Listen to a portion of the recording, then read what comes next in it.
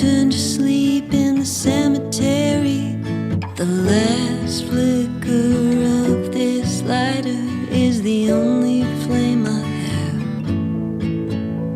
My parents think I'm sleeping at Jackie's. Her parents think she's sleeping at mine. It's a year before my dad will leave, and my mom will wear sunglasses all the time. I'm not afraid of seeing ghosts in the night. I'm not afraid of the boogeyman running his hands down my spine. I'm only afraid of the kind of darkness that doesn't end when the sun comes up.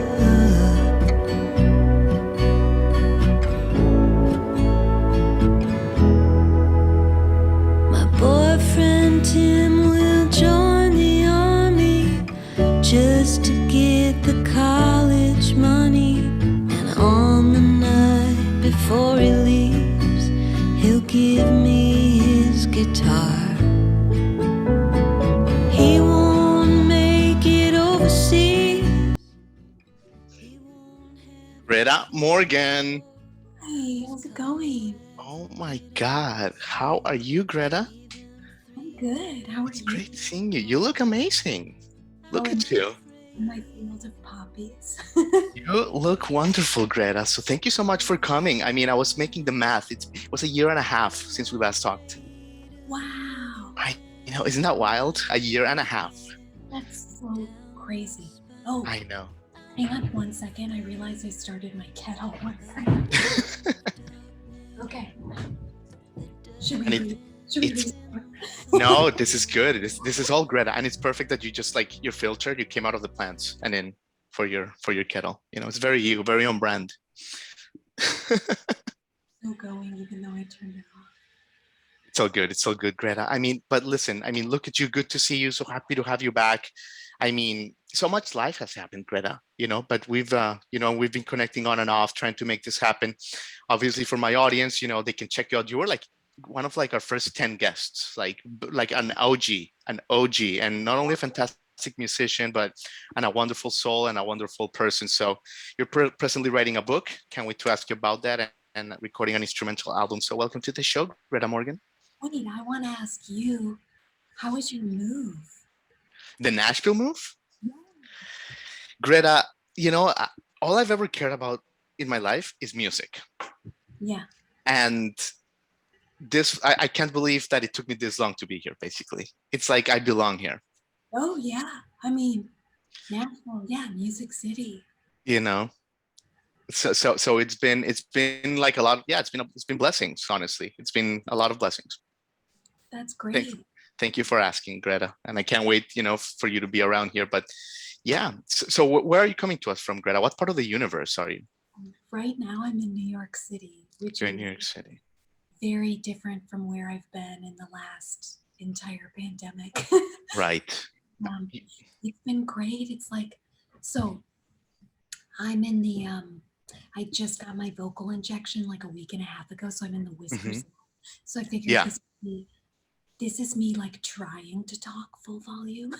Yes. And we'll talk about this like shortly, but like in case my audience is questioning, like there's a story where you can talk like that. We'll get into it. We'll get into it, but I just wanted to say we can just pretend that this is the ASMR interview. Okay. Yeah. That's funny. Yeah, NPR. It's like, thank you for joining us for 5 a.m. chats with singer-songwriter Greta Morgan, coming to us from Utah. Thanks for tuning in. But yeah, I'm in New York City. I came in just to see friends and to see some art. Right. I saw a great movie premiere the other night. Going to see a play this week. Going to some museums. So just sort of re-entering the land of like man-made art. Yeah, sure. Really exciting and really fun after being in the wilderness like basically for a year and a half. It's been amazing to see your wilderness trips, Greta, and like you're so entertaining. Like it feels like you take your audiences with you, like on your Instagram posts at Greta Morgan. Fantastic.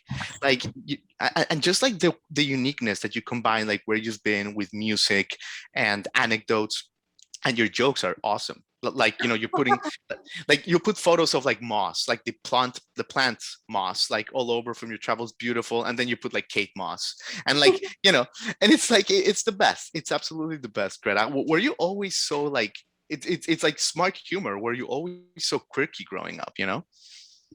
Um, I think I've always had a very associative mind. So like when I'm looking at Moss, I'm like, oh my God, Elizabeth Moss from Mad Men or whatever. Like, I've always had a very like analogical thinking is what it's called. Like when you find that something is analogous to something else. And I think that's what a lot of humor is, but just when I've had so much time alone and like so much time where I've been on vocal rest, I've really had to entertain myself. So the stuff that I write and also the book that I'm writing, it's kind of funny. I mean, it's like a tragic comedy, but there's a lot of humor in it too. Oh, I bet. Absolutely. And tell me a little bit about your Italy trip. I mean, you've traveled all over, but Italy was recent and it was a great trip and you took your audience and your fans through it. How was it? It looks like you had a great time. By the way, I love how fun it is to just talk about life because there's nothing to promote. It's Right? And I love it. so fun. Yeah. Well, so I was supposed to go to Italy with some friends in April of 2020. And then obviously it was canceled because of the pandemic. And it seemed like late spring, early summer, things were kind of reopening. Europe was allowing guests or Right. Americans to come in. We were sort of like, I think this might be safe. We'll basically like, we'll wear N95s inside and otherwise we'll just be outside all the time. Hmm. And it was like a total return to the land of the living, kind of Right. like it was just I had just had my first vocal injection, which gave me back my speaking voice in this way I hadn't had for about a year. And Okay. and so it was like I could just socialize, like I wasn't calculating how much time I had to talk, that kind of thing. And so I was like with one of my best friends, who's my amazing adventure buddy, Bianca, Hmm. and we were just like witnessing so much beautiful art and swimming in the Beautiful. ocean. And it was just so inspiring. It was like when I dove into the ocean, my whole body was like, I'm back. Oh, I love that. I love, yeah, because it's that Italian ocean too, that is just like special water. I don't know. Well, it's so salty. It's like you it's almost hard to dive deep below the surface because it's so salty. You just pop. Wow. Yeah. I love that. And they say salt has like all these like cosmic, prior properties too. Like they cleanse your soul and everything. So perfect. Yeah. There's that quote like salt or wait, the ocean sweat our tears. Like salt is Yeah. always the cure. Yeah. Yeah. But I'm glad you did it in Italy, Greta, because isn't it funny? Like you alluded to this in another interview, but like Italians, like they're not when they're in a coffee shop, they're not working, they're not on their phone. It's like the dolce vita, right? It's like it's humans, but it's also like a human quality. Yeah, totally. It's like it really recontextualizes work and what work means. Like I think the Italian culture really celebrates what is the word? There's some phrase for it means like beautiful idleness. I wrote Mm, it down, I'd have to look it up, but they really celebrate just like being in the moment and not having to be doing something, like just sitting together doing nothing and having the nothing really be the something you're doing together. wow. Yeah, that's special, Greta. Well, let's talk about your vocal thing really quickly because Yeah. I mean, I think we were supposed to have this, to talk earlier in the year, and then that's when, like, you told me about, that you had a significant vocal issues, and it's called spasmodic dysphonia, right? So close. So close. Damn it. It's called spasmodic dysphonia. Okay. Just way too many syllables. Yeah, it's pretty complicated. Like the symptoms are not enough. So when did the symptoms start, Greta? Like, what is this? Yeah. So I I believe I had COVID last Mhm. March, right as the world was shutting down. Vampire Weekend played our last show in Okeechobee. Okeechobee. I was there. It's like it's wild, Greta. I was there. That's so funny. What Yeah. a random last show, Random last show. Random, but there you were. And you did awesome. Like I remember, like you sang like a bird that night. It was a great show. Oh, thanks. Yeah. So I remember other festivals had been canceled Mhm. around that time, and they kept going with ours. And when we flew home, like pretty quickly, the world started shutting down. I think a day or Right. two after we came back was when the NBA announced they were canceling the season. Yeah. And so yeah, a couple days after that, I fell ill with 5 days of vertigo, like truly unbelievable. I was on a walk and suddenly the sidewalk just turned sideways and I like fell to the fetal position and just my world was spinning. And it was like that for 5 days. And then I had a really high fever, like 102 fever for 3 days. Yeah. And then after that, I went to my next vocal lesson, which had been moved to Zoom. Mhm. And my teacher, who's amazing, who I had been making really wonderful progress with, when she had me start doing vocalizations, it was just like the top part of my range was gone. And we were both like, that's so weird. What's going on? Like we were just, I was like, oh, it must be stress, like It's like if an athlete, like for my audience, like if like a basketball player, like all of a sudden can't shoot a free throw, like all of a sudden, right? It's like a skill. Yes, yeah, it's like one of many, but it was Mhm. truly like key, key, key, key, key, key. Right. Like just the top part of my range just disappeared. And we were both kind of confused about it, but we were like, it's okay, I'll just go on vocal rest for a little while. And then basically a month later, it was still, the top part of my range was gone. I was like, this is so weird. I went to this like terrible Beverly Hills ENT who had like platinum records for Mariah Carey and Bon Jovi, all this shit. And this diagnosed me with acid reflux, which I told a friend, they were like, oh yeah, he's the acid reflux guy. He tells everyone that. And so I quit all the things that make life worth living. Like I quit coffee and garlic and onions, tomatoes and hot sauce and wine and like no chocolate, all of this. Right. For months. And my voice kept getting worse. Like it was trembling when I spoke and when I sang. And I just could not be going on. And it was really surreal. And I just kept thinking like what's going on? Well, I just kept thinking, oh, I just have to go on vocal rest. It's muscular or it's stress or whatever. And months later, it took until October. So March, April, May, June. It took basically almost 6 months before I finally got diagnosed with this. And I had never heard of it. And it felt like the kiss of death, like just hearing the doctor say, yeah, it usually comes on in a person's 30s and it's genetic, but it's usually flipped on by high fever, psychological stress, and vocal overuse. And I was just like, well, I had all 3 of those. Yeah. And when I watched the videos, like I Googled the condition. Also, I like couldn't remember what it was, I'm just like too many syllables. Yeah. When I looked it up and I saw other people speaking with it, I was like, oh my God, that's exactly what's happening to me. My voice sounds just like them. And yeah, I mean, it just began like, it's been almost a year since then. Sure. It's, people always talk about the stages of grief, but I think the stages of grief to me are more like a wheel of fortune, because it's like, I switch all the time between like, I'm going to be one of these people who heals, like Mm-hmm. I'm going to put the genie back in the bottle and I'm going to like prove everyone wrong and I'm going to heal this and I'm going to flip the switch back. And there's that. And there's all of the work that I'm doing to make that kind of dream come true. Right. And then there's just like, just like this feeling that there's something inside of me that has been there my entire life, my voice, that is no longer accessible in the way it used to be. Right. And I'm completely changed by that. Like every aspect of my life has been changed by that.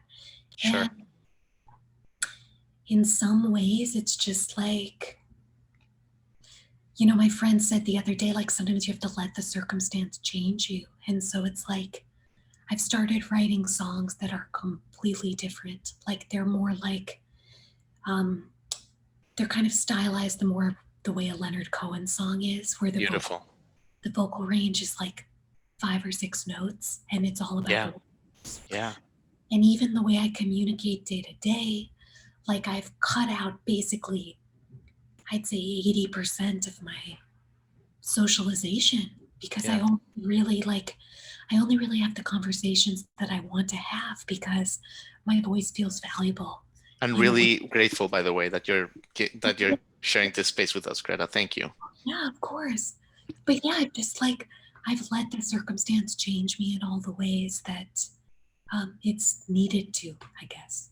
Yeah, yeah. But you can still sing with like a 5-note singing range, right? Like maybe you have that? Well, the lower part of my voice I still Okay. have. Yeah, but I like what your friends say because it's something we believe in too. Like life does not happen to you, it happens for you. You know, like, if you can just make that little mind shift. But yeah. But you know what I'm thinking, Greta? Like I'm thinking like obviously your voice is so beautiful, but really what's beautiful is like who you are, like your soul. And you just, you've used your voice all your life to express like the colors inside of you. So for now, it's just finding other avenues, but like the colors, that's you. That's not going away. That's your soul. It was just your voice. But That makes me feel so good. Yeah, it's like, I think like so many artists, I really based my self-worth on my work and the yeah, way that the work was received. And having that like taken away in a certain capacity has made me recenter my sense of self in just like who I am and what my inner world is like and the way that I show up for the people I love. And yeah. yeah, it's really like, yeah, it's really made me look at what is a voice and what is the point of having a voice. Right. Yeah. Exactly. Exactly. No, I think, your essence is still gonna come to the universe actually more than ever. Just watch. But anyway, let's talk to me about some of these trips you did like to Utah and some of these beautiful trips and how it connected to like you assimilating your new reality, right? And what I'm talking about is like, I'm sure that you were sitting on rocks overlooking like deserts and like riding bicycles in beautiful highways. Just can you just share some of the breakthroughs, like moments with like the universe or God, if you want to call it that, whatever. Because I know you must have had a few, just like moments of like your new reality and your new universe, like where you were and just powerful moments. Gosh, there were so many. One of the first ones was when I lived in Zion Canyon for a month, like right outside Zion Canyon, right as it was reopening. And so no cars were allowed into the park and all the campgrounds were closed. And there was pretty much Beautiful. no one there. And so I would ride my bike through the canyon and I would stop at various places and I would just spend a couple hours in silence, which prior to this in my life, I probably never had 3 hours of silence ever because I was always making music, always listening, always with people. And when I was watching the natural world and just the way all of these animals exist so naturally and so perfectly in their roles that they were meant to play, Wow. it made me realize like how much energy I was investing in trying to live up to this idealized version of myself that I've been carrying around in my mind forever. Like I've been Wow. spending my whole life trying to become someone who I hadn't yet become. And meanwhile, Wow. I was looking at all these creatures who would never even think of that because they are just utterly complete as who they are. They're just showing up as who they are. And I think, yeah, it made me aware of like my own self consciousness, my own sense of do I fit in? Do I belong? Do I need to earn my way to be here? Like somehow the juxtaposition between all of these human calculations and the complete absence of calculations, it just, it's hard to explain the way that I integrated the experience, but it was just like a letting go of all of these like levels of inauthenticity I've been carrying around, or all Unbelievable. levels of like performing, like here's who I want to be and here's who I want people to think I am. It just, Yeah. Yeah. you know, it just made me feel like I just want to be an animal. Like I Yeah. just want to be like one of these people who just be like people, I want to be like one of these creatures who just They just are what they are. exactly. Yeah. Yeah. Man, oh, what a powerful, powerful statement, Greta. That's beautiful. I'm so happy you got to. Yeah, I love that. Well, thank you. You're being so good with your time, and like, I don't want to make you talk too much, Greta. But two more questions. I want to ask you about. There's one band that you started during this pandemic. It's only one band, and it's called the Gumdrops. So,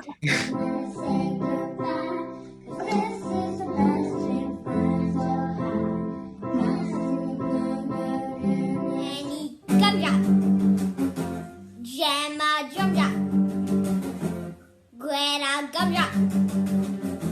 We are the Gumdrops. I have to ask you about the Gumdrops, and we'll put a little clip here when we edit it in because I think you created, your nieces, your wonderful nieces, super talented, and you can tell that those girls look up to you like, oh my God, we have the best aunt in the world, which they do. Can you just share with us like those moments, like that beautiful of those moments with them? Wow. So, firstly, G names are a big deal in our family. My brother's named Garrett. I'm Greta. Our first dog was Gracie. Our new dog is Georgia. Anyway, my nieces are named Gwenny and Gemma.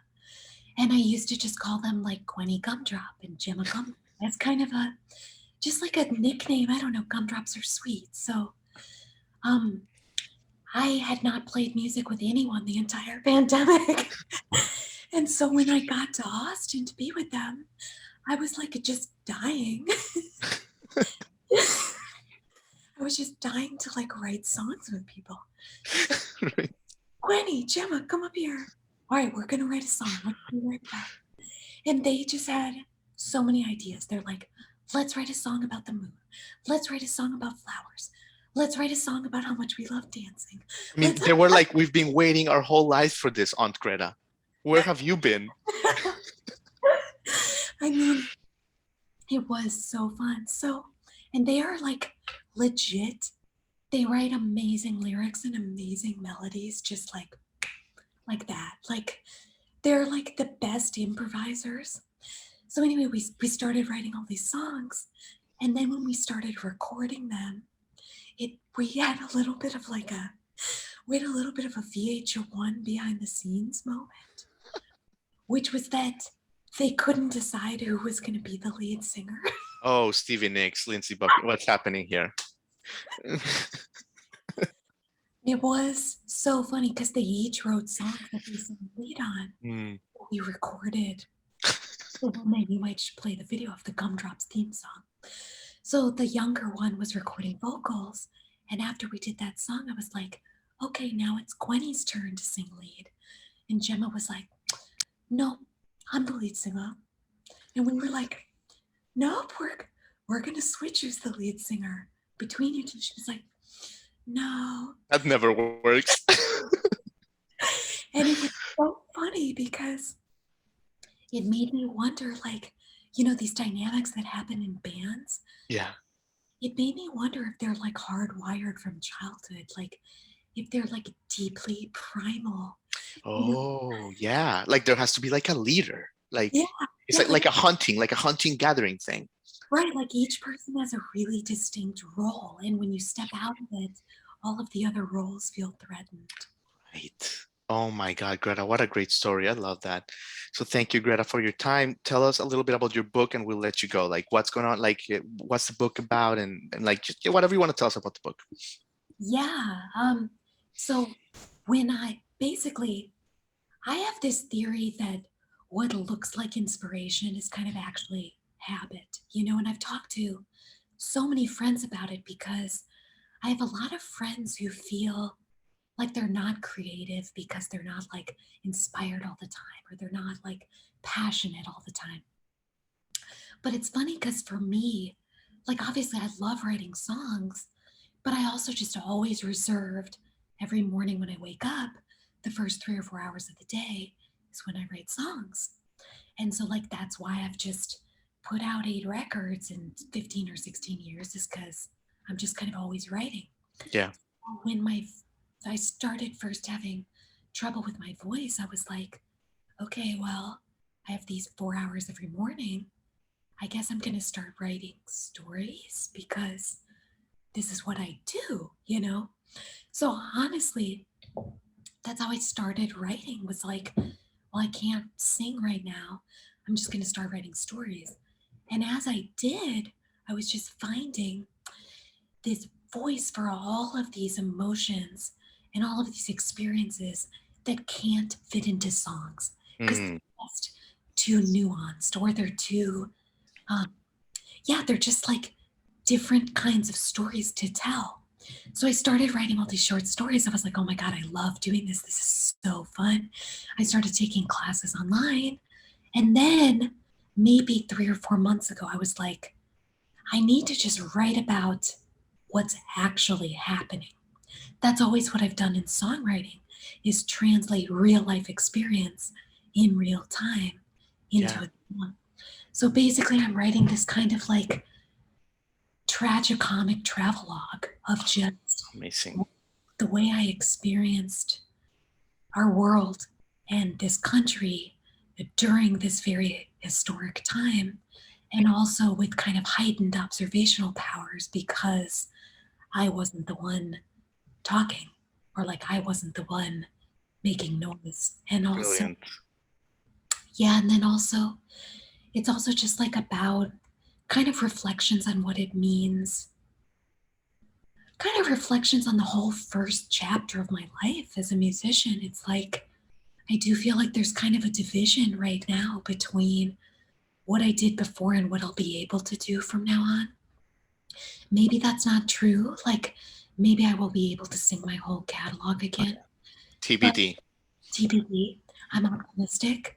But yeah, so it's kind of just reflections on that. Like, sorry, 1 second. Yeah, I'll join you. Good to stay hydrated. It's like reflections on what it means to build a voice, you know, like what it mean to build my voice as a singer, because I really built it from nothing. Like I was almost tone deaf when I was younger. So yeah, but basically it's like a tragicomic travelogue. Amazing. Greta Morgan, can't wait. You've said it all. What a delight to have you, Greta. And listen, it was worth the wait. And honestly, like I said, like TBD with your voice, but you know, you have such wonderful voice, but it is what's inside of you that is the most beautiful and unique thing, and that is just going to keep flourishing. And we're grateful to just be in the same cosmos, Greta. So thank you for that. Thank you so much for having me on your show. It's been so cool to see the way that it's grown for you. I'm so Thank you. happy thriving in. Thank you, Greta. Best of luck, and you know, hope to cross paths eventually. Take care. You have a good day. Bye. Bye.